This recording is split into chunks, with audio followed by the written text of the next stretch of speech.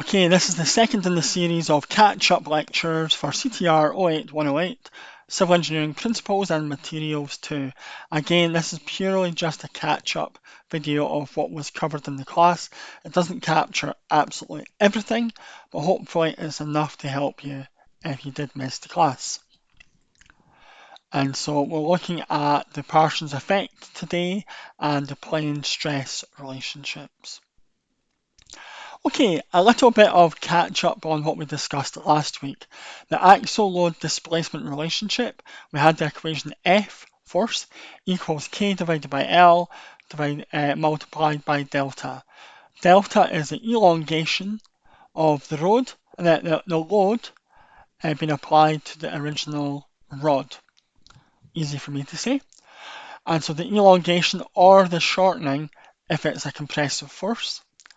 And that's denoted by Li, which is the final length of the rod, take away the original length of the rod. And then the stiffness, or the axial stiffness of the bar, is denoted by K divided by L. And then we discussed that last week, and again we found that we've got this stress and strain relationship. Stress is the force over the area, so F over the cross-sectional area, so that's newtons, divided by millimeters square. And the strain is delta over L, the elongation over its original length. Again, always write down the units.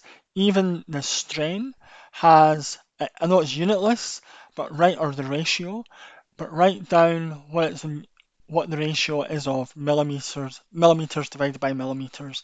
It's helpful for when you're trying to manipulate equations later on, so get in the habit of writing it down. Then we have this stress-strain relationship. So modulus of elasticity, or MOE, or Young's modulus, equals stress over strain. And the units for that are newtons over millimeters square. And then we can then rewrite that original equation, F equals K over L multiplied by delta. We can write it as EA divided by L. E is Young's modulus and A is the area, which essentially that's K. EA is K. So let's have a look at this axial strain, and what is it exactly? Now, if we look at the rod that we had from last week, and we subdivide it up into X number of parts, and we can say each part has a height of dx. So therefore, the total length of that rod would essentially equal dx1 plus dx2, and so forth, assuming that they're all subdivided in equal lengths of parts. We can rewrite that as the sum of, for I equals 1 to n, dxi. Now, as we apply a force to that, each section will elongate evenly and consistently, is our assumption. And when it does that, we can say the original length before the load is applied is dx. Now, the length, or the thickness of each subcomponent will be dx plus strain. Or, in other words, Li, or the final length of the rod, equals the sum of, for I equals 1 to n, dxi plus strain I. Move that out of the way. That's better. So therefore, delta equals the sum of, for I equals 1 to n, strain I. Then of course, as n approaches infinity, then the height of each of these gets smaller and smaller and smaller. You can see a graph here. So as you subdivide it up into more subcomponent parts, the height gets smaller and smaller. We can then notate that as infinity using some calculus. You'll remember that from last year. That can be simplified right down as strain, so delta equals strain L using calculus, i.e. strain equals delta divided by L. Excellent. So now let's go on forward into this week's lecture. If we take a small volume of material, dV denotes the volume, x, y, and z are the directions. If we apply a tensile force, pulling it apart on the x direction, we'll see that it will then shrink in the y and the z direction in real life. So this was observed by Poisson himself, a French mathematician and engineer. And so therefore this effect is named after him. Poisson's ratio is a material property defined as Poisson's ratio equals minus strain lateral divided by strain longitudinal. Now this is very important that we understand lateral and longitudinal. Longitudinal in this scenario would be in that vertical direction. Or in other words, the longitudinal direction is the direction of normal stress. Normal stress is force over area, so F is the tensile force and the area would be the surface area. So therefore, in this case, strain longitudinal is in the x direction, so the strain lateral is in the y direction. Let's ignore the z for the moment. So if the normal stress were applied along the y direction instead, so if we applied that normal stress this way instead, pulling it rather vertically but horizontally, then we would just rotate that to this. You can see we swap the y to an x and the x to a y and so forth. Absolutely fine. However though, if we look at the same object, we pull it in the plano direction here, we pull it vertically first of all. So that's the vertical component on the x direction. So normal stress applied in x direction, yep, okay. And then in addition to that normal stress being applied in the x direction, in the y direction we have a compressive force being applied as well. Now as it does that, we're then adding to the stress x happening here. So that stress x equals strain x divided by E for the vertical applied force, but we also have the strain x as a result of the horizontal compressive forces here. Okay? And so now, if I want to know the total strain relationship in that x direction, I need to add this and this together. So we'll do that now. Add that and add that together, and that is the total effect of strain x.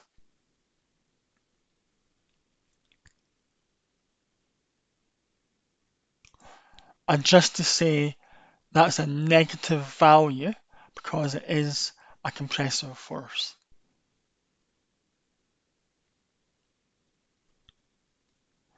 I can then rewrite that to simplify it into this. That's just simple mathematics.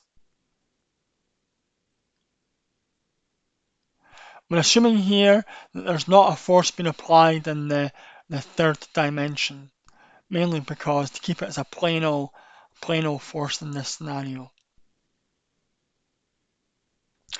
Right. Let's have a look at our exercise from last week. So you can probably pause what you have just now, and what I'll do is I'll load up what we've done last week, and I'll come back to you in just a second. So last week it was the exact same scenario. Exercise 1, steel rod shown in figure is subjected to a tensile load of force equals 400 kilonewtons, pulling it down. The rod is 0.8 meters in length and has a cross-sectional area with diameter of 35 millimeters, and the steel used has an MOE of 210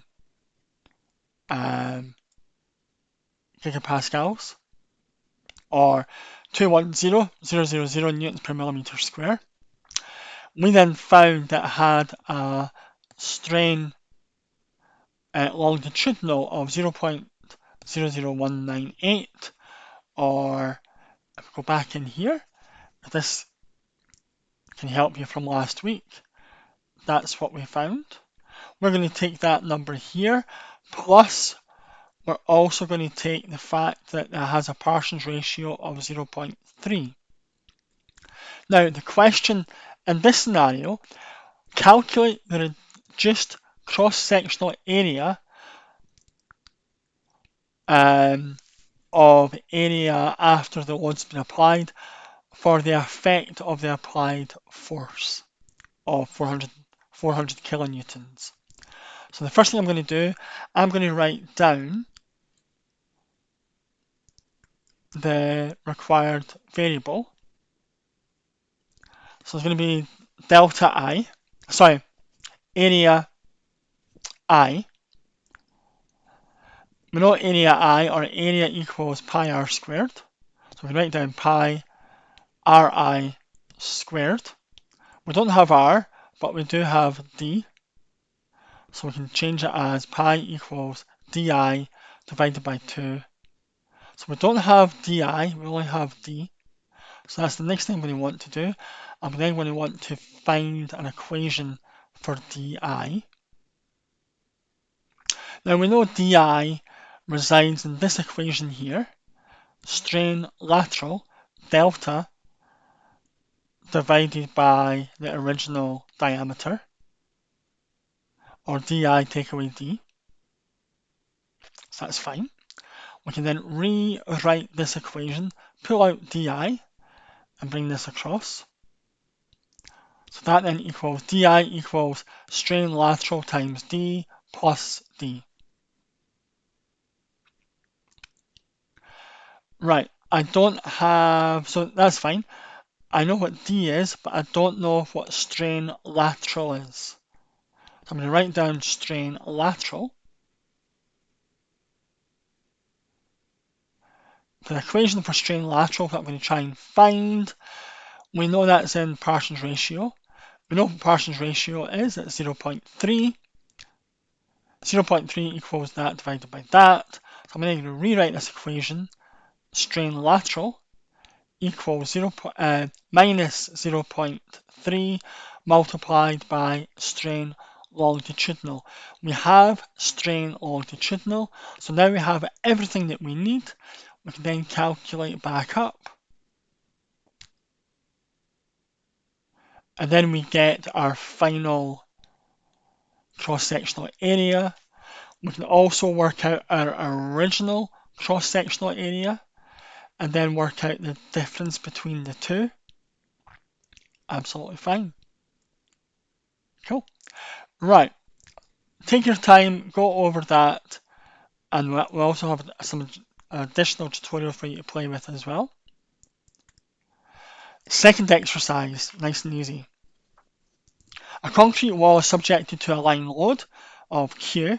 Q equals 2000 kilonewtons per meter, and the units are important here. The wall is 50 meters in length and 2.1 meters in height, and has a thickness of 100 millimeters. It has an MOE, or modulus of elasticity, or Young's modulus, of 26,000 newtons per millimeter square, whilst its Parsons ratio is 0.15. You are to calculate the elongation of the wall, or delta x, in the x direction, purely in a plano scenario here. So let's write down delta x, and in delta x we can find that equation from the strain relationship. So we've got stress strain, we've got strain x multiplied by L, our length. We know length, but we don't know strain x. Let's figure out what that is. Parsons ratio equals minus strain lateral divided by strain longitudinal. We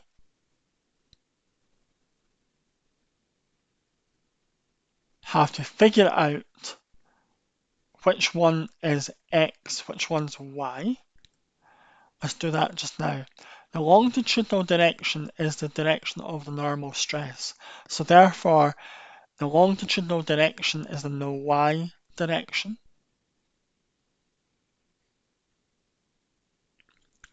So strain y for longitudinal and strain x for the lateral direction. We want the strain x. So strain x equals, got that minus sign, pull it across. So it's minus Parsons ratio strain y. That's fine. We don't have strain y, but we do have Parsons ratio. Strain y, or strain longitudinal, is going to be, as we said before, force over area.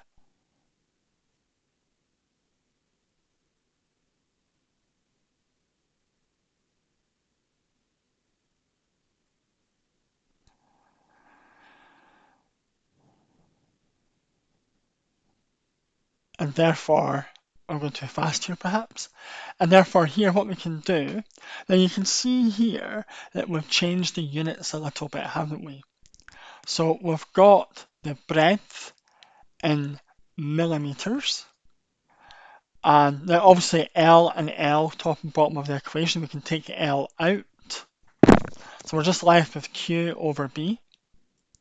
Q is 2000 newtons per meter. We can easily convert that into newtons per millimeter because B is in millimeters anyway. So 2000 newtons per millimeter is the same as 2000 kilonewtons per meter, giving you strain is minus 20 newtons per millimeter square. That's a compressive, so therefore it's negative. Bring that up, minus 20 divided by E, then bring that up, then bring that up. So the elongation is 5.7 millimeters. Now, before we say thank you to that, let's have a look at the additional tutorial questions we have. Not that one, but this one.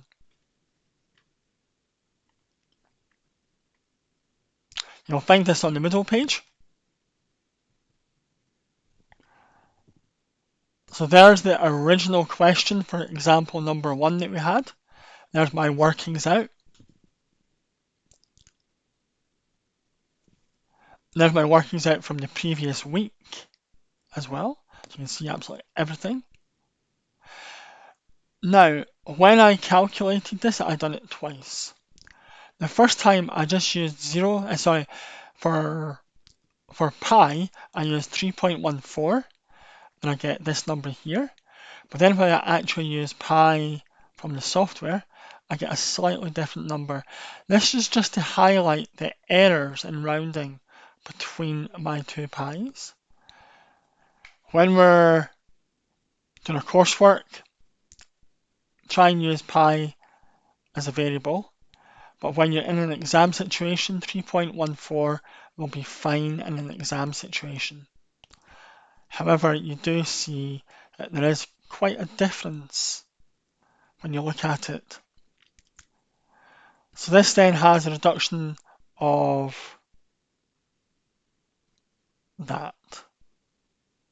Now, the additional material that you can play with for revision, if the elongation was 0.3% of the original length, with only changing the applied tensile load, what will the new load be? I don't have the solution for this. I will provide the solution for this several weeks before the class test, but it's in your job just now to have a look at this before then. We do also have, if we pull up the middle page,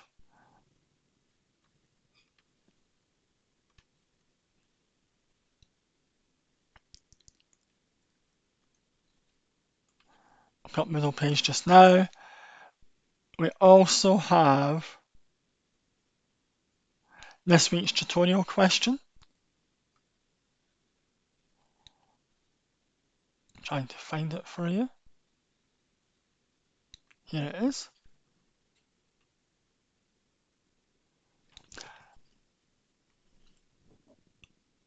So this is this week's tutorial question, which will be given, the results for this will be given to you in next week's lecture.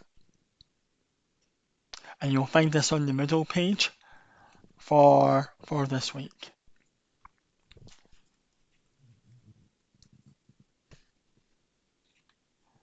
So for just now then, that's what we've got. And if you do want to upload your tutorial question results, I can then give you feedback for that. That will unfortunately have to be done before the 10th of February. Okay, thank you. Bye.